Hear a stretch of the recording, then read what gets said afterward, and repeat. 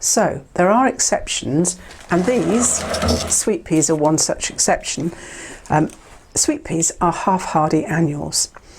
These were seeded earlier on in the month in the greenhouse, and as you can see they've grown very well and shortly be planting them out. But I do want to demonstrate one thing about sweet peas.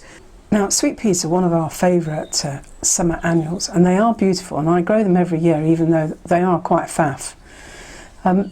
To get the maximum amount of flowers from your plant at this stage where they've got a bit of leggy growth, it's really important that you pinch out or cut out the top growth. So if you see here, that's the growth point. I'm going to take it back on each and every one of them. What this does, and these two at the end I've done earlier, hopefully you can see these on camera. But what I've done, where that's been done earlier, you can see it's thrown out 2 more shoots, as has this one. This was cut back earlier as well. So when you take out the growing point, what you do is you make the plant throw out a shoot so that you get more stems from the single plant, and that ultimately will mean more flowers in the summer.